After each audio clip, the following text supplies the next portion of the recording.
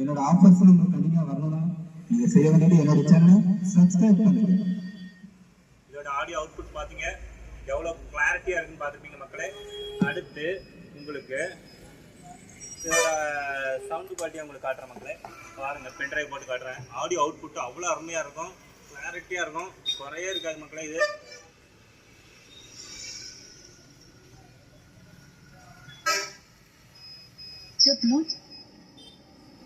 music.